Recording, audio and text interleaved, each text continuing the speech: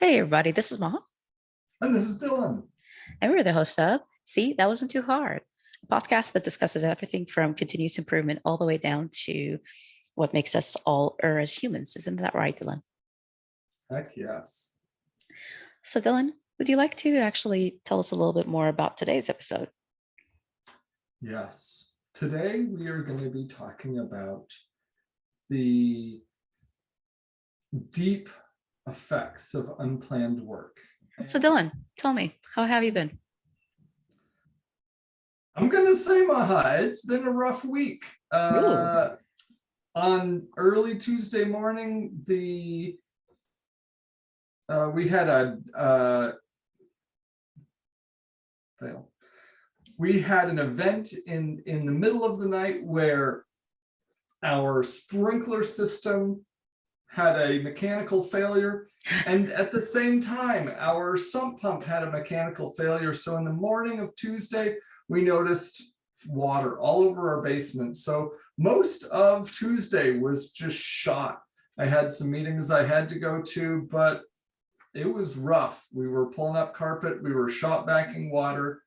ugh. It's all better now, but yeah, I was trashed. And then last night I was exhausted. We had come home from a picnic my wife had planned with some family, and the only thing I had left to do was chop up the leftover watermelon and stick it in a tub. And then I got to go to bed, and I cut off this big chunk off my finger, and so it hurts to type now. What? I didn't know about it. I'm sorry. How about you, Maha? Well, I try not to complain, but I had to move.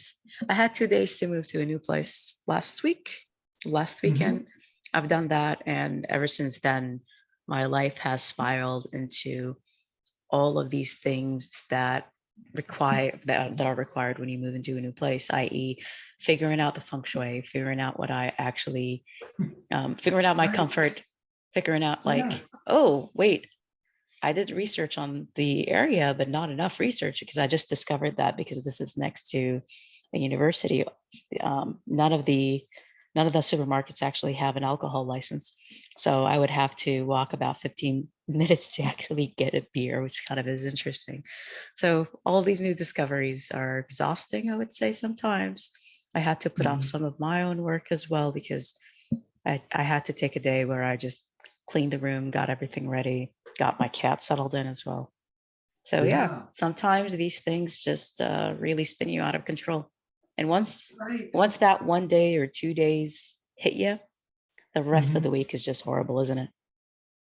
Yeah. I Downward think spiral. there's, and this is the topic of today. We wanted to talk about unplanned work and it's terrible downstream effects, because as you say, like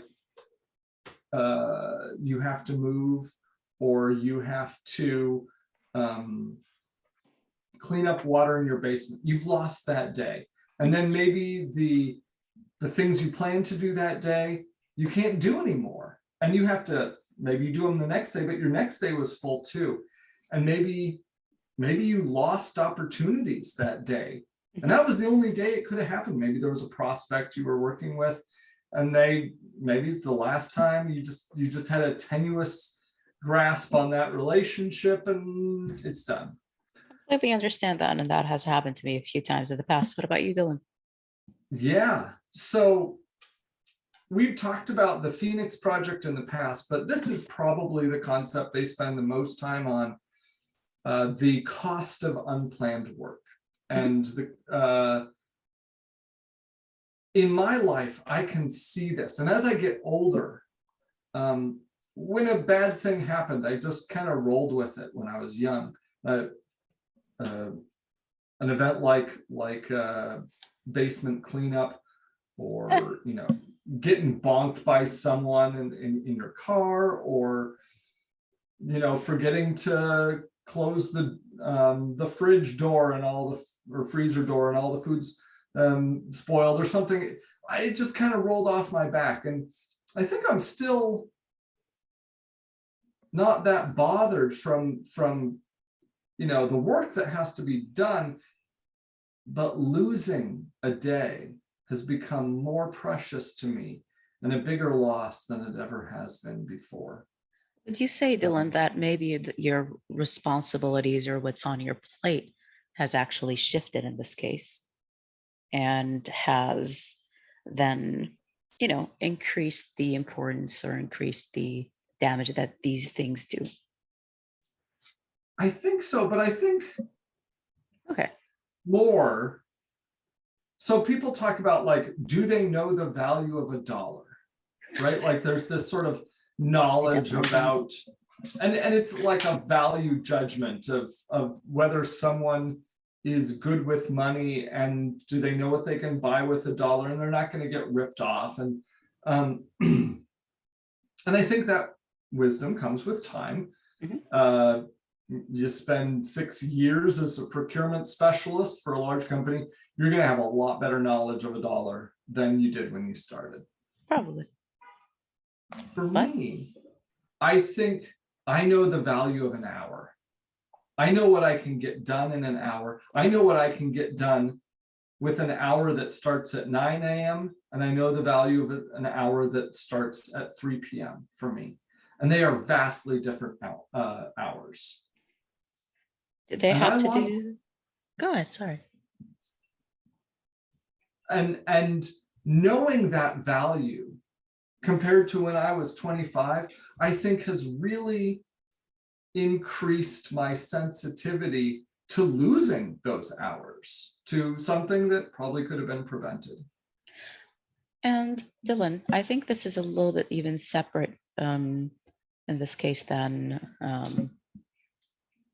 the Phoenix Project, because on one hand, you know yourself well enough to know the value of an hour at 3 p.m. versus the value of an hour at 11, Mhm. right? Yeah. Would you say that that's something the Phoenix Project actually helped with as well? Like knowing when downtime, for example, might happen and just using that data to optimize? Yeah, that's a good question. I think that knowledge came from more from books like or ideas like Pomodoro method and how to structure like flow state versus interrupt space, and knowing how to structure your work and your responsibilities so you can be as efficient as you can. Mhm. But so Maha, when you had to move, what was the loss for you? Was that something you mourned? Well, for one, because the move, well, the move originally, the date shifted by about 10 days. Due to that, not only did I have to um, spend a lot of time finding a mover that was available, spend a lot of time packing, because I Mhm. mostly packed, but then I didn't. Not only did I have to book out my calendar and inform even some clients that I couldn't make it on this date or that date. And you can imagine then the cost of losing those clients on those dates as well, because some of them were Mhm. more than happy to reschedule to a Friday. Some of them were saying, okay, nope, not doing this week, but we're going to do next week, i.e. loss of the lesson or loss of the coaching session completely. So no, I think there is detrimental damage to my bottom line actually due to this unplanned work. And at the same time, when it came to everything that cascaded after that,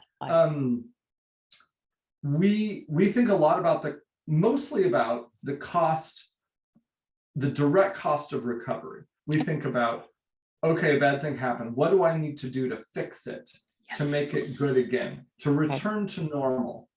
Okay, so you're traveling along, and then like things are out of whack. You have to get back to normal. All right, so there's a cost to get back to normal. Not But always, I would argue. well, sure, but so in some situations the cost is minimal. But there's also a cost that, like, what could have been done that day I'm sorry. didn't get done. And you lose the value you planned on. And Yep. in some cases, that's direct revenue. In some cases, that's projects Scheduling. or personal goals, right? I And I think there's a third category, Mhm. which is like the mental energy that unplanned work costs. I think it's super stressful when something bad happens, and now you got to throw everything that you were going to do away, and you have to like start thinking in emergency mode. And it's hard to get back to like your focused, efficient headspace. It might take you a while. Flow. Yeah. Yeah, right. Well, Yeah.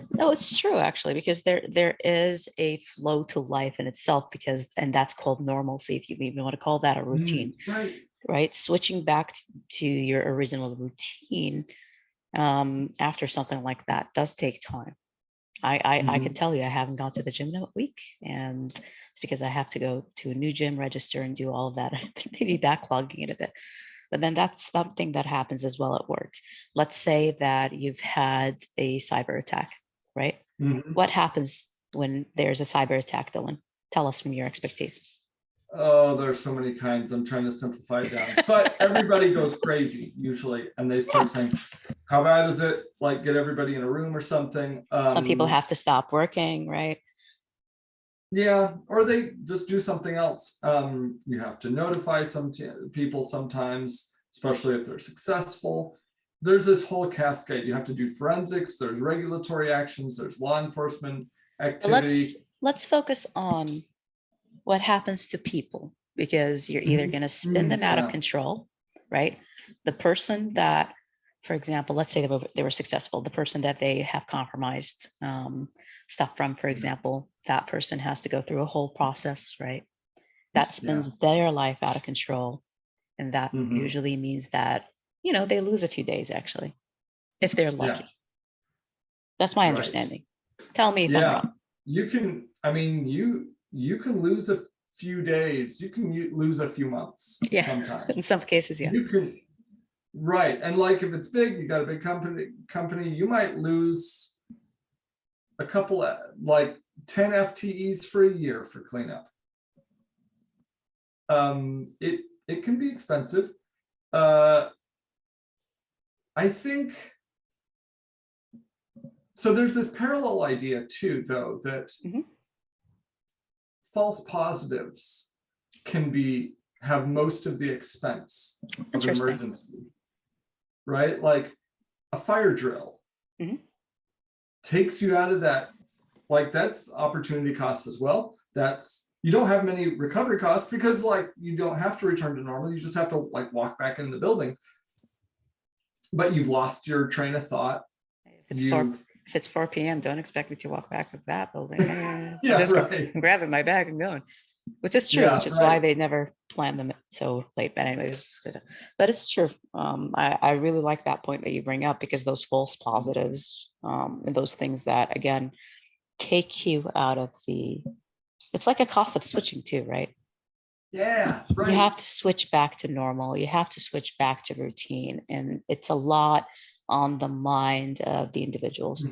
And in a drill like that, where everyone has to basically leave their desk and, just wait in their safe spot and everything else like that, it spins a lot of people out of control. Yeah. Word of the day, people. Out of control. And I think we thrive on predictability, and the insecurity, there's this idea of alert fatigue. So if you have like what are called indicators of compromise, IOCs, right? You got all these detection points out on all your junk.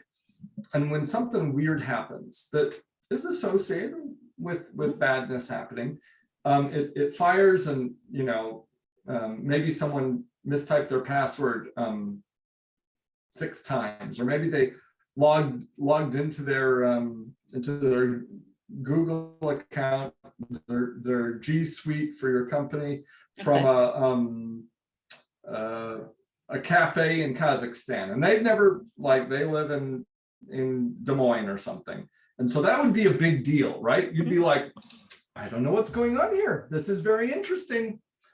And so indicators of compromise. But if you don't tune them well, if you don't correlate them, if you just blow them into a workflow, and these poor analysts have to look at them and say, like, I don't know, is that meaningful? You will burn them out. And that is like, because they are always like getting hyped up and then nothing, and getting hyped up and then nothing, because and it's very draining. And that is the role in security which has the most turnover. Interesting. It's tough. I mean, I don't. This reminds me of the story of the wolf, right? Bohemian's Yeah, right. wolf. I mean, after a while, you will get that apathy, right? You will get people to just be turned off from all of it. So sometimes And even spacing it out is a good idea, right? yeah, and that protection, that's a protection mechanism for them. You can't live your life in constant alert mode. Yes. Yeah, yeah. And so it makes sense. So when I think about my work and I think about my home life, every year I get older, I think, what else can I do preventatively to reduce these huge hidden costs of unplanned work? What are some And tips? well, listen, I was going to ask you, what are some ideas that you do to reduce unplanned work? I mean, I've kind of still figuring that out even for myself. There's unplanned work when it comes to my own schedule, for example, which is why I have learned from a lot of amazing project managers that I worked with, is to always try to block out additional time to make sure that if there is unplanned work, that you will have the time and the resources to deal with it. That's one. Yeah. On the other hand, as well, I think with unplanned work, a lot of it does spin you out of control. So learning how to center yourself and learning how to ground yourself, which actually is I discovered is a skill that I have that a lot of people don't have, is something that is quite important for you to learn. Because if you just start panicking, your head just got bitten off or something like that, it's really gonna add more cost actually and more energy into having to deal with it, right? In a lot of business sense, having the right procedures in place and having some people will run around like headless chicken. So having the right procedure and having the right guide, well, I'm going to use them again, guardrails in place, helps a lot of people know and understand, and it helps a lot of people ground themselves as well on how to deal with a certain situation or how to deal with something else. I think another great point of it is just, again, just like you said, unplanned work is part of life.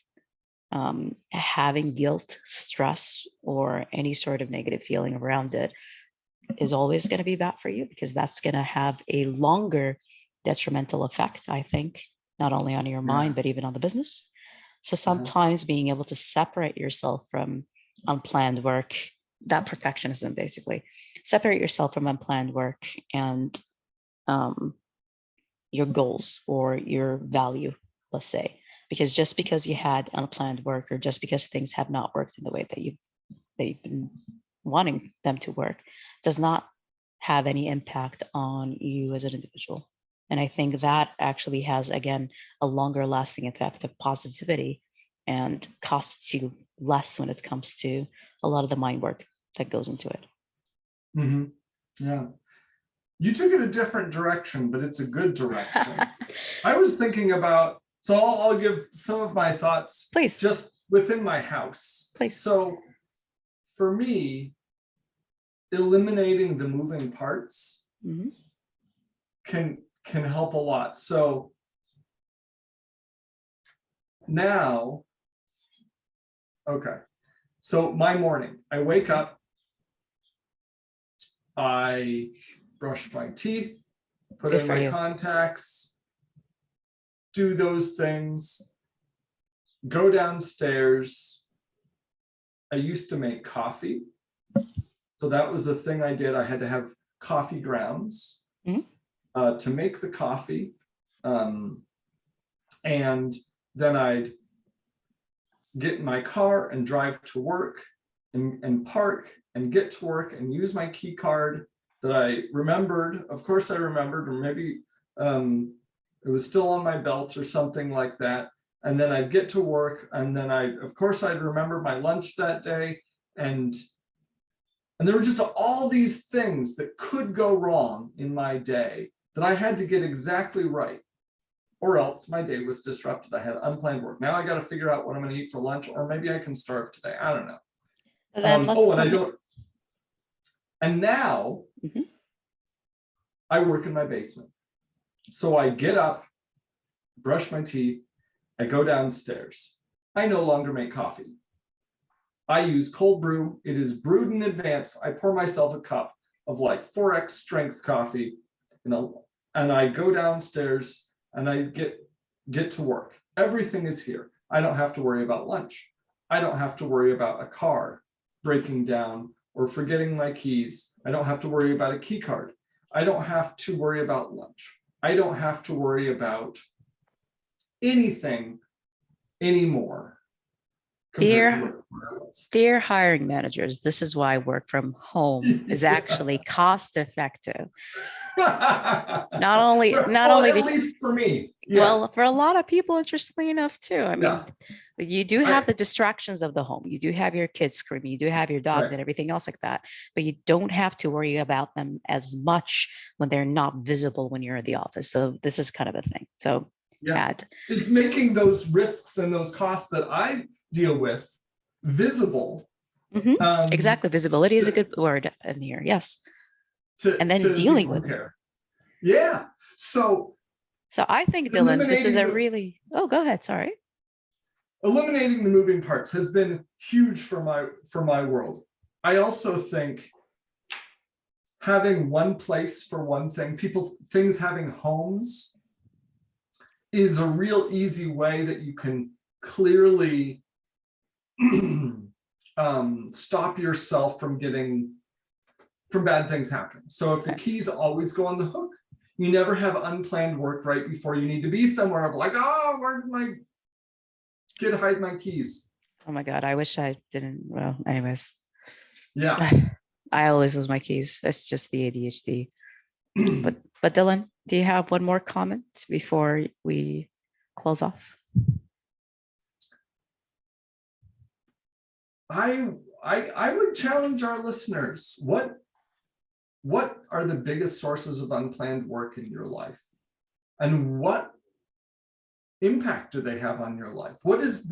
If you mapped their impact over a month of opportunity costs, recovery costs, and just distraction costs, how big is that? How much are you willing to spend to reduce it? That's all I got. Do not think about getting rid of your kids, people. No, don't get rid of your kids. You signed a 23-year contract minimum. So thank you, Dylan, for your time. Thank you for telling me about the moving parts, because I think that's actually one of the great strategies that a lot of people could take on. And don't forget, people, you really need to ground yourselves, because what is in your control is actually your mind and yourself. What is not in your control is the unplanned work. So Dylan, see, That that wasn't too too hard. Oh, it's working. It's doing that. Thank you, Dylan, so much. Have a good day. Bye now. Bye.